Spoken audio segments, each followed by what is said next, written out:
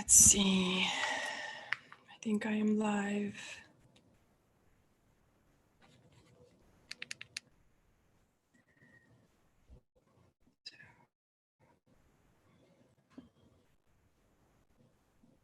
Just going to share this video really quickly. Let's see who's going to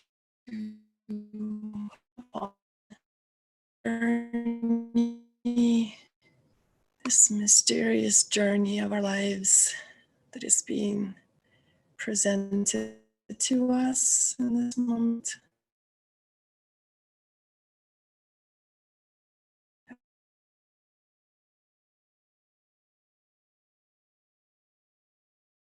My Goddess Sanctuary, if you're welcome to join. This is a group for women. Okay, I'm going back to Zoom. All right, so we are live on Facebook through Zoom. So welcome. I don't know if I'll be able to see who's on or the comments unless I look at my phone. So we'll see how this works. Really my first time streaming live onto my personal page from Zoom. So, yeah. I don't even know who is on. Maybe which is actually better. I'm just going to come on and deliver day 5 of 7 of the divine download that's been prompted for me to deliver during this time and to offer it as a way of a support in the mysterious, mystical way. So, yes. So,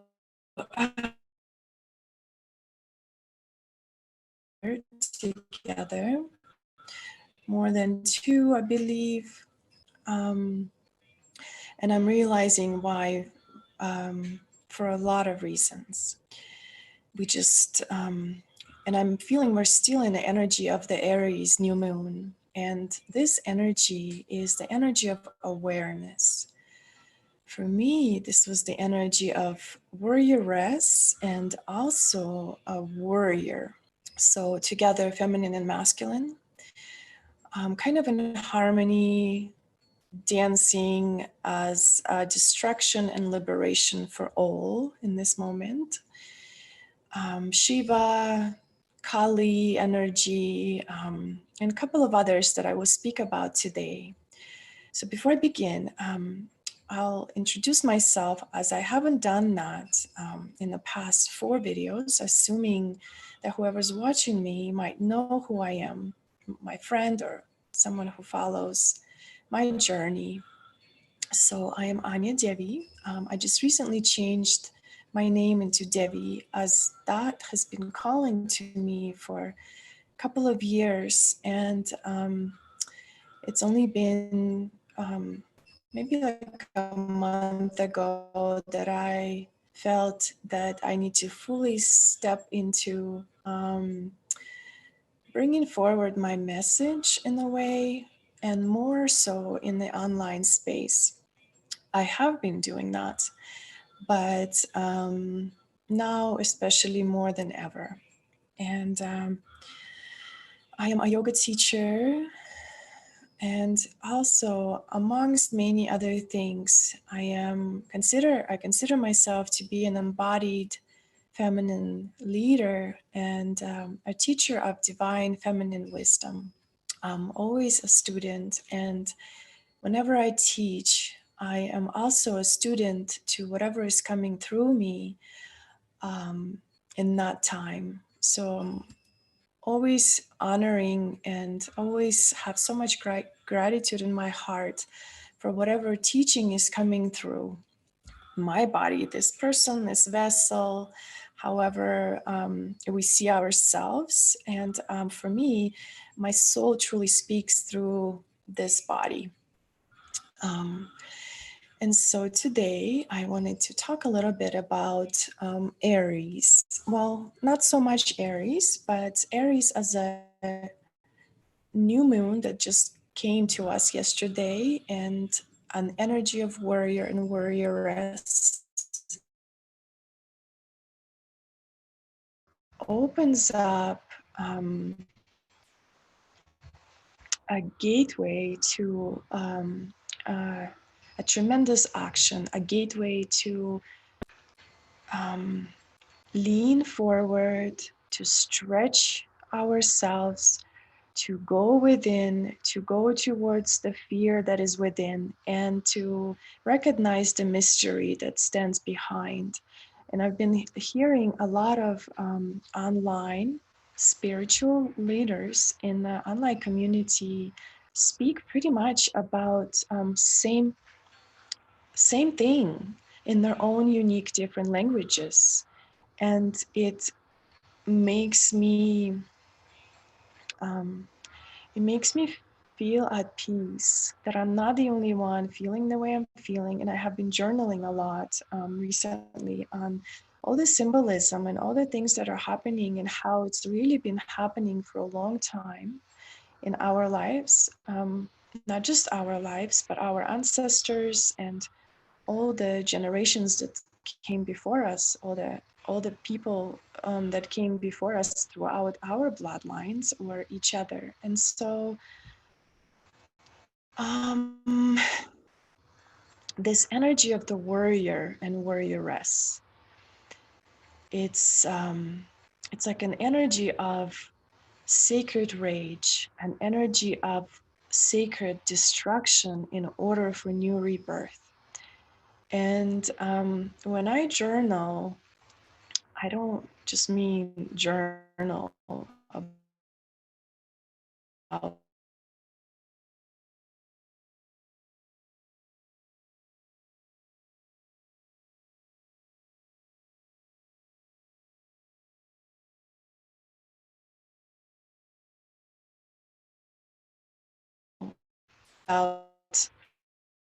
thoughts and at this time. I'm not sure if my internet is holding up. So through my teachings, I go a lot into symbolism and understanding our way of life in a internal, more of a spiritual, higher conscious understanding and wisdom of the divine message, of the divine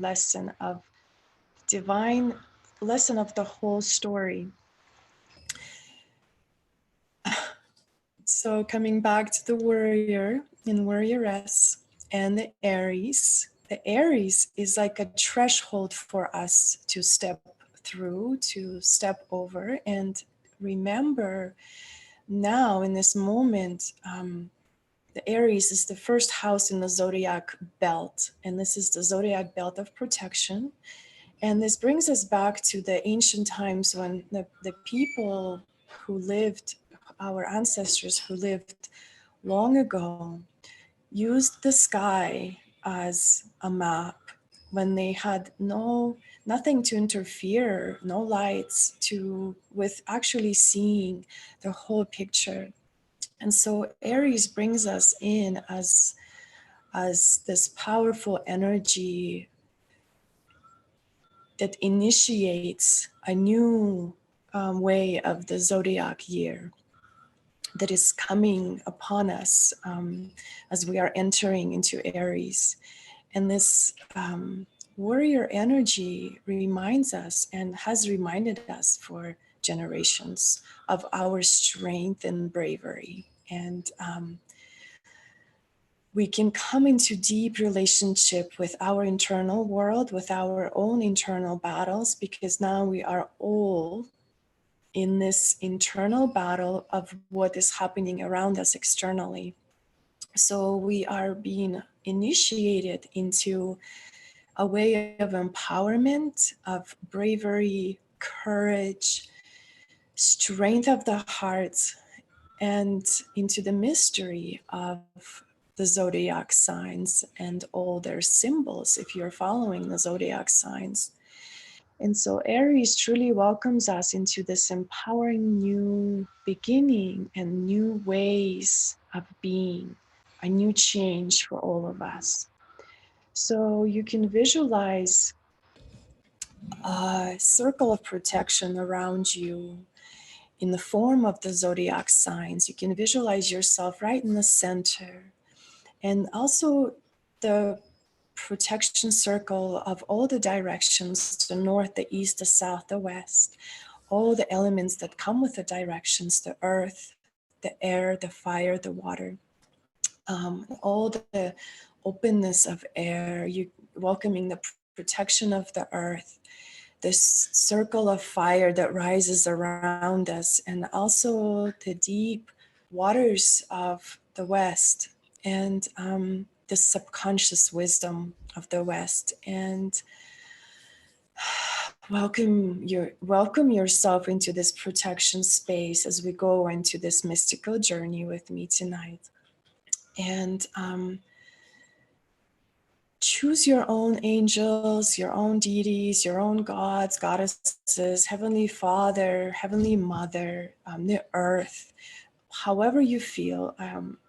I guess for all of us, we have our own individual, unique way of understanding of this power above. Energy could be nothing.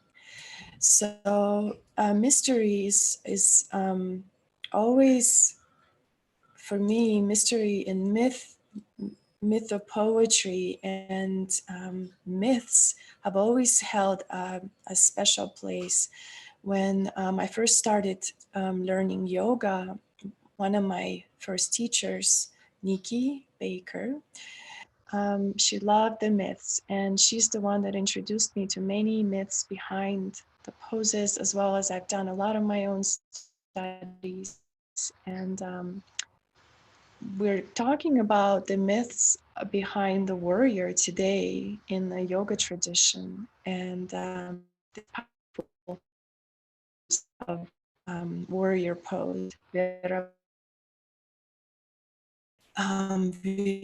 warrior also comes in as that protective circle around that you can envision yourself, and visualize yourself inside that circle of fire, circle of water, and see yourself seated and allow yourself to have this sense of peace, that you are protected, that you are in the center of the safe space, your home, your sisterhood, brotherhood, whatever it is, and let that sense of deep peace in your heart, a deep feeling of protection all around you. Just looking at Facebook. Turn this down. Thank you for being here. If you're here with me, as we are about to journey, I sometimes, I am such an introvert. I feel like I am an introvert. And when I'm around a big crowd of people, I often may not know what to say unless I am leading that crowd of people. And also, when I'm speaking like this, often I will go back and I'm not sure who is really speaking, because often it's really not me. It's something bigger than me. Anyway, so we find that divine power as we sit in that circle of protection. You can visualize yourself here. Feel that you are supported and surrounded by source, by energy, by higher consciousness, by the stars, by the sun, by the moon, by fire, by water, by earth, by air, above, below, the whole universe, the whole cosmos. Something that is so unexplainable, mystical, and also this mysterious energy that seems to be magical, and seems to be like wind and rain and nature, Mother Nature herself. It feels like a storm that we can go in the center of the storm and be the eye within the storm. This feels like the moonlight of the new moon, just a shimmering reflection of the darkness of the deep forest lake. So just coming into this really mysterious way of being within yourself, awaken the magic within your own understanding and your own knowing of our own deep ancient wisdom, our own cellular memories of simply being present in the moment now, whether this moment is of joy or maybe this moment is of pain. And we are flowing in this journey today from grounding first video I shared, the grounding energy of Mother Durga, from our legs and feet that we've grounded into the earth, into and through the healing waters of Saraswati, which was the video 4, through the fire ignition of Kali, the transformational Kali fire that we introduced to in video number 3. And then we fly through the inspiring air, and the air was video number 2. So just really moving through the elements in our body. And now we are ready to expand up above, through the throat, through up into the crown, and we are going all the way up into the crown of our head. And we bring our awareness up towards the sky, into the ethers, the element of consciousness, the element of cosmos, the universe, and towards this abundance of the energy above, this abundance energy of the sky, of heaven. Almost like this masculine energy. And it is, to me, this is a masculine energy of Shiva, that abides in the crown chakra. So we turn towards our heavenly abode, whatever that is in your mind's eye, and to all the celestial beings, to the flying dakinis, to all the stars, to all the star people, to all the falling stars, to all the constellations in the sky, to the energy that's emanating down from the power of our own awareness. So we're not simply just turning outward to the sky, but also we are turning to the awareness that's in our crown chakra, the awareness that Shiva himself represents. Because even if we visualize all the deities out there, all the idols, all the pictures of them, it doesn't matter. They're not really energies out there. They're not someone else out there. There's not this magical creature that lives in heaven. All of these energies are all within us. They're all within our soul. They're all within our body. They're all within our heart, our mind, our breath, our energy. So we can turn inwards completely, 100%, full on, deep dive. So we raise our inner lotus, third eye, to see the impossible and never before seen miracles and manifestations of all of our dreams and desires for ourselves into the world. This is the place where the thoughts drop in. This is the place where our dreams are born internally before they make their way all the way down and are born externally. So we ourselves rise to continue to grow and to know the truth.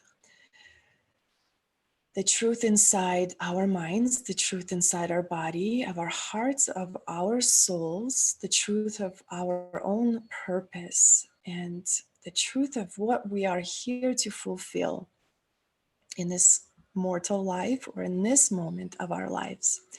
So we finally arrive into the state of awakened gratitude and awareness. This is a very potent space that we're in, just feeling the gratitude. The gratitude means that it already happened. So how can we feel into something that's already happened, that purpose?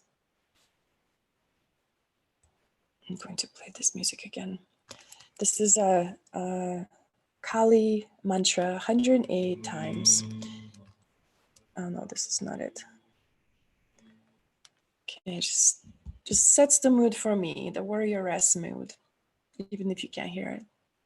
So yeah, when we are in this gratitude space, we welcome ourselves into our mind, and we can ease the mind to allow for healing to take place. And notice how your body feels in this space of awareness and gratitude. Feel yourself, like I'm going to just speak some words and allow yourself to feel into them, kind of jumping one from one to another. Feel yourself upstairs. Feel yourself rising up the spiral staircase. Feel yourself as a guest inside a castle, the guest of your mind, of your consciousness, of your subconsciousness. Feel things ending, feel things beginning, feel any new cycle, new awakening, more knowledge. Feel yourself as if you are a seeker, you are a visionary, you're practicing yoga currently with your mind. Feel the ego, feel the guru, pride, protection. Feel yourself proud, justice, truth, father. Feel yourself as a parent in any way. Feel tranquility, destruction, celestial kingdom, sky or heaven above. All of these words really attune us to that energy of awareness, the Shiva energy of the Sahasrara, the crown chakra, the energy of mercy, dignity, also insanity, energy of Christ consciousness, energy to serve the earth, to be devoted to the earth, as be devoted to the feminine, be devoted to the divine feminine, in service, being devoted to all of humanity. Feel the great potential of your choices, of your bravery, of your courage, of your purpose, of truth. Feel the reflection of yourself, the mirror reflection of yourself in the earth, the sky and the earth, and you can see your reflection in a lake or in the ocean. So just really feeling into this element of ether, akasha, these records that come from above, that pour down on our lives as knowledge, as wisdom we can tune into. The energy of cosmos. So this is direction of above, transcendence, liberation, full, conscious, open, and illuminated experience of your life, this most rich experience of this present moment that we can have now, even through this transmission. The seasons here are all seasons. Here we can feel the spring, the summer, the fall, the winter, and we connect to everything that is present in this moment now, to all hours of the day, to all 24/7, no matter what. we can come into this consciousness and we can receive the new information, the self-knowledge deep from within. We connect to the masculine awareness. Shiva also, he is the Lord of destruction and liberation. So we connect to that freedom within. Shiva rides upon a sacred bull, and this bull is a representation of a gateway or a gatekeeper of the inner temple. When we turn in with so much joy and satisfaction that we're finally here, we finally landed, we finally found ourselves, we finally woke up. So this is also a place for 1,000-petal lotus, 1,000-fold. And the archetypes that are alive here are the egoist and the guru. So the ego is someone who is following the ego mind, the power of the ego. And then also the guru is someone who is a teacher, the wise teacher within, that inner wisdom within. And the egoist has no acknowledgement of higher force. So if we don't think there's anything higher than us, okay, the egoist is kind of present. And the egoist relies only on his or her own ego and their own sole cause of its experience. So everything that happens is caused by the egoist. And the guru knows that negativity is a fear expressed outward. Negativity, when we're negative, it's any fear expressed outward, and that all negativity is an illusion created by the mind, by the limited mind, limited thinking, limiting beliefs, limiting conditioning to protect and defend itself. All negativity, all fear is an illusion to defend and protect itself. So just coming from that place of wisdom, the shadow here in this space is attachment. When we attach to things and people and we become needy, where we, in the wisdom, we can realize that we all belong together and there's no need for attachment.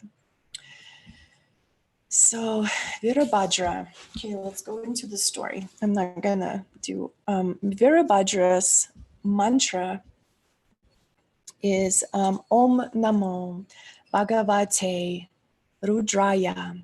Om Namo Bhagavate Rudraya. Om Namo Bhagavate Rudraya. This divine mantra invokes Shiva in his most wrathful form of the warrior, his most fearsome and fearless form of Rudra, the one who howls. We can cultivate with this mantra the most heroic, tremendous strength within ourselves, where we dare, where we become so brave that we dare to dream and to bring those dreams into reality, as all of our dreams are pretty much our purpose. So just, I hope that you are connected to this beautiful energy of the warrior. And we are going into this myth and mystery. Thank you for watching. And we're about to begin the story. I know I've said that already a couple of times, but we're truly going into it. So you can close your eyes here. You can be in that crown chakra. So just choose to be in your consciousness, in your higher consciousness, in your higher self, in your visionary self, in your mysterious self, the mystic within each one of us. So just feel into that space. Maybe take a couple of breaths. and feel this myth as if it's happening within you and also within each one of us and also with this world, and connect to every character that shows up for you, relating in a negative or positive way, seeing the inner teacher or the inner ego mind. So once upon a time, Lord Shiva, who is one of the three Hindu deities, he's the Lord of destruction and liberation.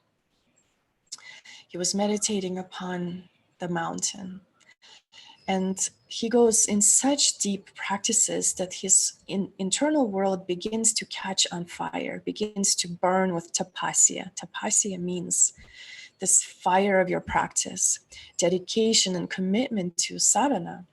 So the heat of this practice began to burn him from within, and he began to burn so much that this fire began to burn all around him, and he began destroying and burning everything around him.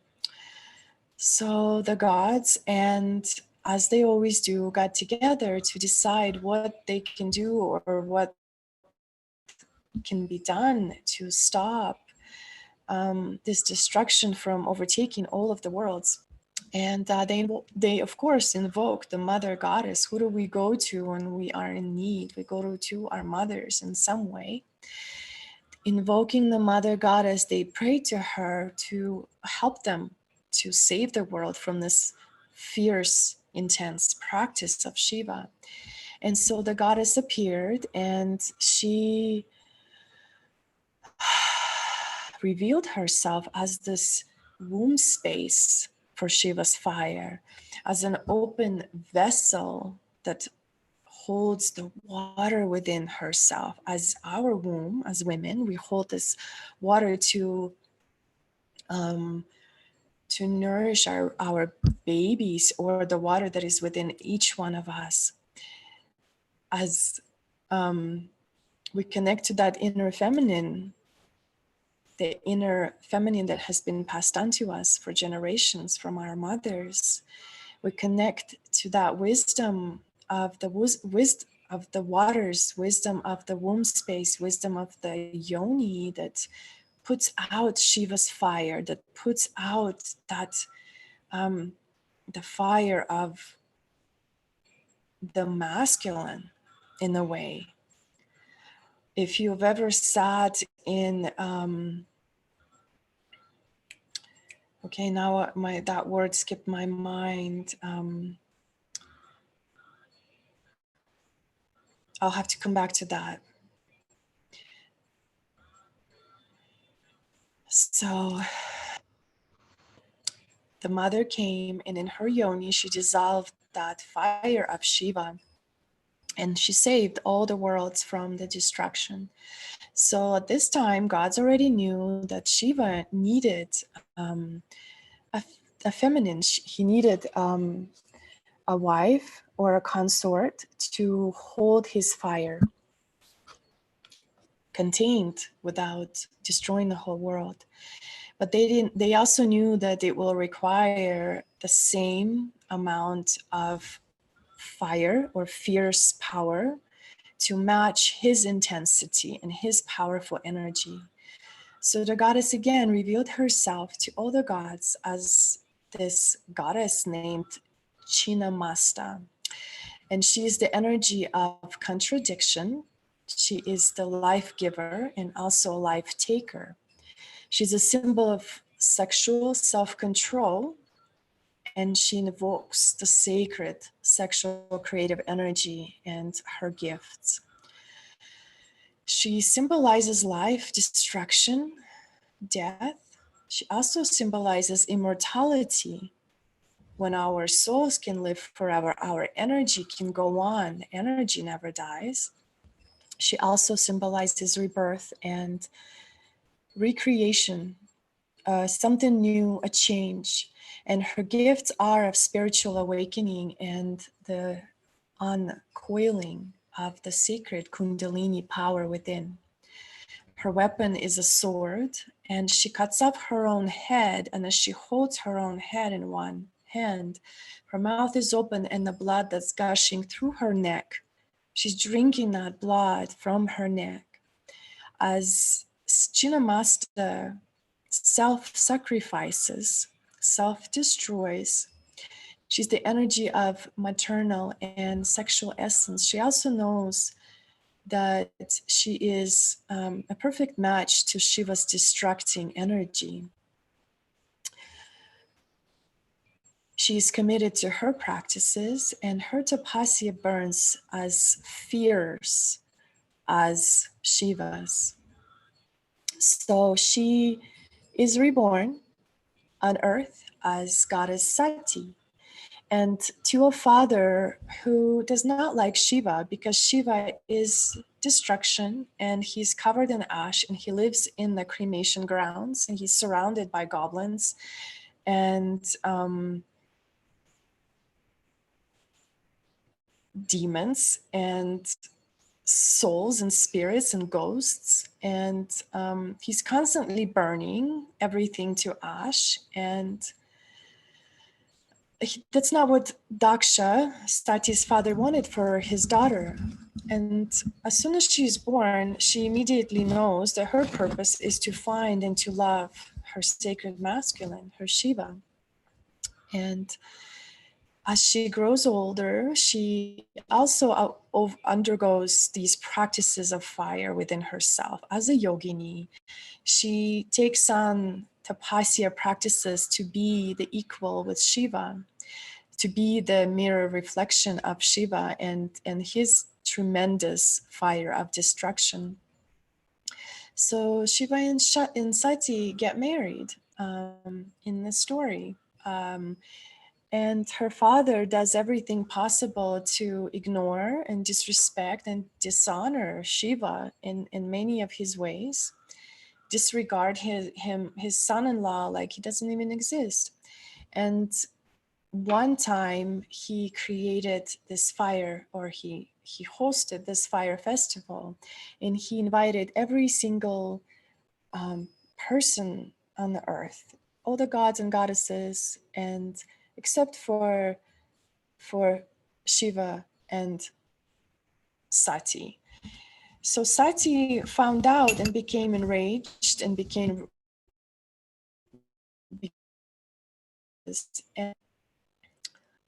and against Shiva's desires, she went into the fire festival and produced 10 more goddesses of wisdom, the ancient great goddesses that came and created all kinds of havoc and destruction upon the festival.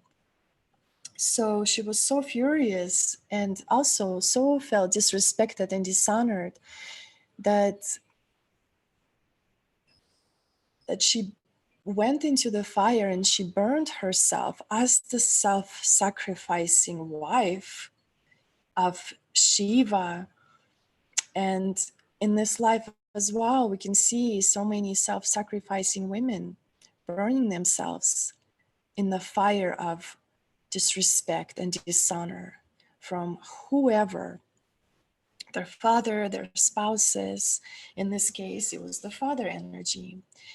And so at this moment of her destruction, as she burned herself in the flame, this whole world began to shake, and the whole world began to tremble. And in this moment, Lord Shiva knew, he knew that what has happened. And in his whole being, he also began to tremble and shake, and he began to feel so much pain and sorrow and grief and anger.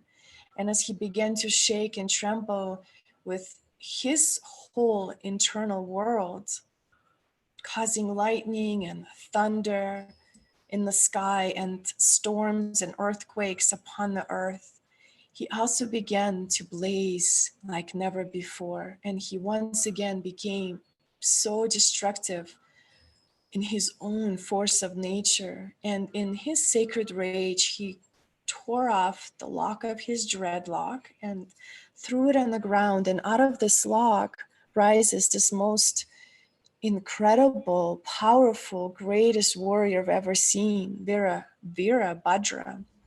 And this warrior rises from the deepest, most sacred power of Shiva.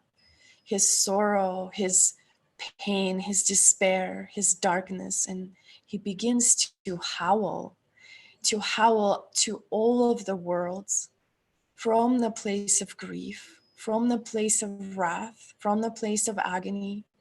And he rises as tall as heaven, and he's as dark as the midnight sky. And his hair is blazing with flames, and his third eye is burning with fury. And he's wearing bloody garland made of skulls, and in his hands he's holding the most terrifying, unfathomable weapons of destruction. His unimaginable anger overpowered Shiva, and he produced fever and numerous other diseases alongside the ghosts and goblins that came along with millions of ganas of Shiva. And they went to the fire festival. The Virabhadra made his trip to the fire festival of Daksha, and with his wrath and his rage, Virabhadra burns and destroys everything to the ground. Bhadrakali, his faithful consort, the most fierce form of the goddess Kali, of the warrioress, who also rose out of this anger alongside Virabhadra, who is also a mirror reflection of the feminine wrath and the feminine sacred rage. She finally beheaded Daksha's head. And in this moment, Shiva himself appears at the festival of fire. As often we ourselves return to our senses and we return to our mind as that calm awareness within, and he sees the destruction that this warrior has caused, and the army that he brought with him. And in that moment, he absorbs the warrior within himself. He absorbs all these energies of destruction into himself. And he transforms into Hara, the ravisher. And he's now filled with not only anger and wrath, but he's also filled with grief and sorrow, and also with mercy and compassion. And Shiva goes to Daksha's body, beheaded body, and he gives him the head of the goat, and he brings him back to life as to the devotion to the union of this masculine sacred rage and the feminine sacred rage. And then Shiva also goes to the body of his beloved Sati, and he picks her up into his arms, her lifeless body, and he carries her out into the whole cosmos. And he begins to cry and he begins to howl in his agony and his outrage of dishonor, injustice, disrespect, death, self-sacrifice.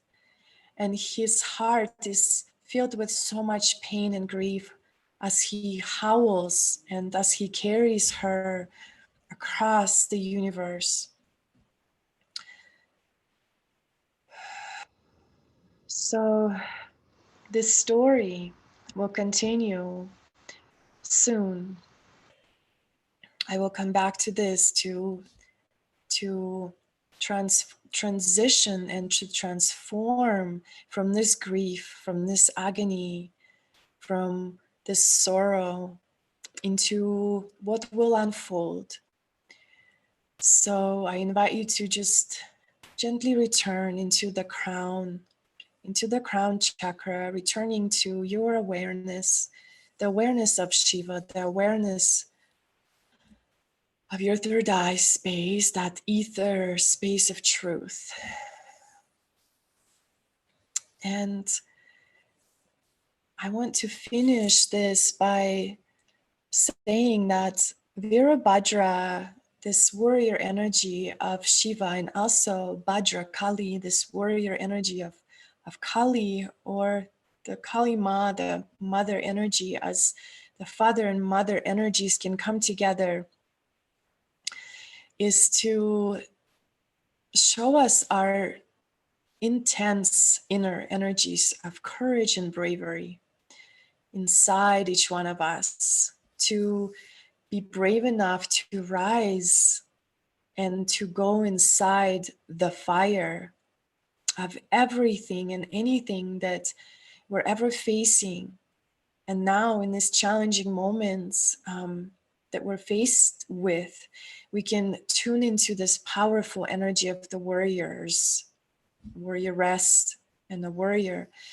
And the warrior now, Virabhadra, is calling to us now, so we may have the courage to go inside and do our deep practices of that self-knowledge from that inner teacher, to dive and to face whatever is present, and to have the power to destroy all that we're trying to run away from, all that we can place into the fire, and we can place into the fumes, and we can fuel this fire with our courage and bravery, and the parts of ourselves that have maybe possibly been afraid up until this point.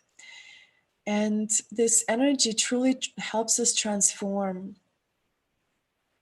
every single part of ourselves through illusion, through the truth, through the pain, through the sorrow, and through any injustice that we may be feeling that are happening inside ourselves and also in the external world. So the warrior, the Virabhadra, is calling us to go inside the heart and into the most center of our practices, those tapasyas, the heat practices of the fire. And in this space, Virabhadra and Bhadrakali together have this dance of destruction, slicing the heads of anything that dishonors love, that dishonors truth, together, and holding one another as the container that one is holding and one is destroying. And then they take turns, one is holding, one is destroying, and then they dance together, and then they also together bring that calm and peace and mercy and compassion into the whole container. So at this time, I invite you to ask yourself, how can you be the warrior of justice within your own self? How can you apply the sacred rage of pain and sorrow into your own inner world or your life? How can you apply this courage and bravery of Virabhadra? What can you rise within yourself? What can you stand up for within yourself at this time, for yourself in whatever way? So,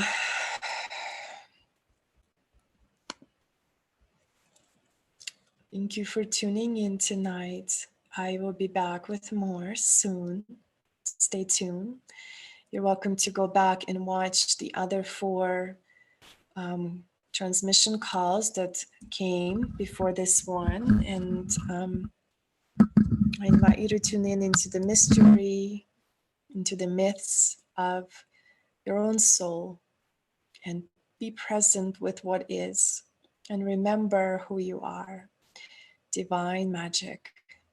Thank you. Namaste. Om. Shanti, Shanti, Shanti. Peace to all.